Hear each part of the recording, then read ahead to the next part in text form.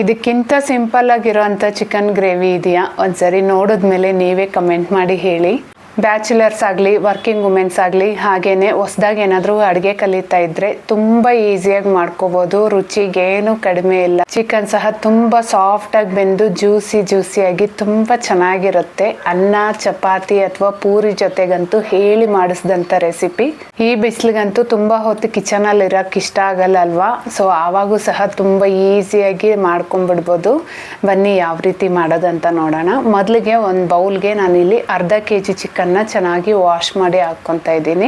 ಈಗ ಇದಕ್ಕೆ 1 table spoon ಅಷ್ಟು ಫ್ರೆಶ್ ಆಗಿ ಜಜ್ಜಿಟ್ಟಿರೋ ಅಂತ ಶುಂಠಿ ಬೆಳ್ಳುಳ್ಳಿ ಪೇಸ್ಟ್ನ ಹಾಕ್ಕೊತಾ ಇದ್ದೀನಿ. ಫ್ರೆಶ್ ಆಗಿರೋ ಶುಂಠಿ ಬೆಳ್ಳುಳ್ಳಿ ಪೇಸ್ಟ್ ಯೂಸ್ ಮಾಡಿದ್ರೆ ಗ್ರೇವಿ ಟೇಸ್ಟ್ ಸಹ ಚೆನ್ನಾಗಿರುತ್ತೆ. ಹಾಗೇನೆ 1 ಟೇಬಲ್ ಸ್ಪೂನ್ ಅಷ್ಟು ಅಚ್ಕಾರದ ಪುಡಿ, 1 ಟೀ ಸ್ಪೂನ್ ಅಷ್ಟು ಧನಿಯಾ ಪುಡಿ, 1/4 ಸ್ಪೂನ್ ಅಷ್ಟು ಅರಿಶಿನ, ರುಚಿಗೆ ಬೇಕಾಗಿರೋಷ್ಟು ಉಪ್ಪು ಸಹ ಹಾಕ್ಕೋಬೇಕು. ನಾನಿಲ್ಲಿ 1 ಟೀ ಸ್ಪೂನ್ ಅಷ್ಟು ಹಾಕಿದ್ದೀನಿ, ಕರೆಕ್ಟಾಗಿ ಸರಿ ಹೋಗಿದೆ. ಹಾಗೇನೆ 1/4 ಸ್ಪೂನ್ ಅಷ್ಟು ಗರಂ ಮಸಾಲ ಪೌಡ್ರು, ಹಾಗೆ ಒಂದು ಸ್ವಲ್ಪ ಕಸೂರಿ ಮೇಥಿನ ಈ ರೀತಿ ಕ್ರಷ್ ಮಾಡಿ ಹಾಕ್ಕೋಬೇಕು. ಕಸೂರಿ ಮೇಥಿನ ಮಿಸ್ ಮಾಡಬೇಡಿ, ಒಳ್ಳೆ ಫ್ಲೇವರ್ ಕೊಡುತ್ತೆ.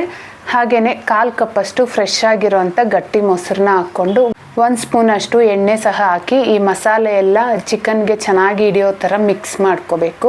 ಮೊಸರು ಮತ್ತು ಎಣ್ಣೆ ಹಾಕೋದ್ರಿಂದ ಚಿಕನ್ ತುಂಬ ಸಾಫ್ಟಾಗಿ ಜ್ಯೂಸಿಯಾಗಿ ಟೇಸ್ಟಿಯಾಗೂ ಸಹ ಇರುತ್ತೆ.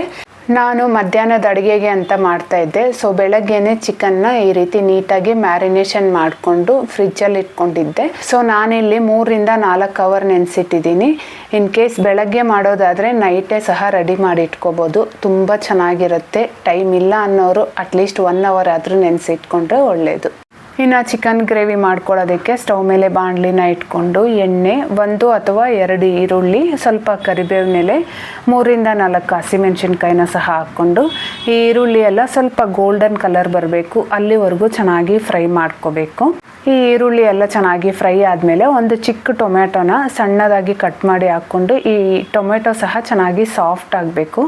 ಅಲ್ಲಿವರೆಗೂ ಚೆನ್ನಾಗಿ ಫ್ರೈ ಮಾಡ್ಕೊಂಡಾದ್ಮೇಲೆ ನಾವು ಮೊದಲೇ ಮ್ಯಾರಿನೇಷನ್ ಮಾಡಿ ಇಟ್ಟಿದ್ವಲ್ಲ ಆ ಚಿಕನ್ನ ಸಹ ಸೇರಿಸ್ಕೋಬೇಕು. ನೀವೇನಾದರೂ ಚಿಕನ್ನ 1 kg ತೊಗೊಳೋದಾದರೆ ನಾನು ಹೇಳಿರೋ ಎಲ್ಲ ಮಸಾಲೆನ ಡಬಲ್ ಮಾಡ್ಕೊಂಡು ಹಾಕ್ಕೊಂಡ್ರೆ ಆಯಿತು. ಚಿಕನ್ ನೆನೆಸಿಟ್ಟಿದ್ವಲ್ಲ ಅದೇ ಪಾತ್ರೆಗೆ ಒಂದು ಅರ್ಧ ಚಿಕ್ಕ ಗ್ಲಾಸಷ್ಟು ನೀರನ್ನ ಸಹ ಸೇರಿಸ್ಕೊಂಡು ಅದನ್ನು ಹಾಕ್ಕೊತಾ ಇದ್ದೀನಿ. ಈಗ ಈ ಚಿಕನ್ನೆಲ್ಲ ಚೆನ್ನಾಗಿ ಮಿಕ್ಸ್ ಮಾಡ್ಕೊತ ಬೇಯಿಸ್ಕೋಬೇಕು. ಒಂದು ನೆನಪಿರಲಿ, ದಪ್ಪ ತಳ ಇರೋವಂಥ ಪಾತ್ರೆನ ತೊಗೊಂಡ್ರೆ ಇದಕ್ಕೆ ಎಕ್ಸ್ಟ್ರಾ ನೀರು ಹಾಕೋ ಅವಶ್ಯಕತೆ ಬರಲ್ಲ. ಲೋ ಫ್ಲೇಮಲ್ಲೇ ಚೆನ್ನಾಗಿ ಕುದಿಸ್ಕೊಂಡ್ರೆ ಸಾಕು. ಚಿಕನ್ನಲ್ಲಿರೋವಂಥ ನೀರೇ ಬಿಟ್ಕೊಂಡು ಚಿಕನ್ ಸಾಫ್ಟಾಗಿ ಬೇಯುತ್ತೆ. ಆವಾಗವಾಗ ಪ್ಲೇಟ್ ತೆಗೆದು ಸ್ವಲ್ಪ ಮಿಕ್ಸ್ ಮಾಡ್ಕೊತ ಪ್ಲೇಟ್ ಮುಚ್ಚಿ ಚೆನ್ನಾಗಿ ಬೇಯಿಸ್ಕೊಂಡ್ರೆ ಆಯಿತು. ಇನ್ ಕೇಸ್ ನಿಮಗೆ ನೀರಿನ ಅವಶ್ಯಕತೆ ಇದೆ ಅಂದರೆ ಒಂದು ಚಿಕ್ಕ ಗ್ಲಾಸಷ್ಟು ನೀರನ್ನ ಸಹ ಹಾಕ್ಕೋಬೋದು. ನನಗಾದರೆ ಪರ್ಫೆಕ್ಟಾಗಿ ಬೆಂದೋಗಿದೆ. ಗ್ರೇವಿ ಸಹ ತುಂಬ ಚೆನ್ನಾಗಿ ಬಂದಿದೆ. ಕೊನೆಯಲ್ಲಿ ಒಂದು ಸ್ವಲ್ಪ ಕೊತ್ತಂಬರಿ ಸೊಪ್ಪನ್ನ ಸಹ ಸೇರಿಸ್ಕೊಂಡು ಚೆನ್ನಾಗಿ ಮಿಕ್ಸ್ ಮಾಡಿಕೊಂಡ್ರೆ ಆಯಿತು.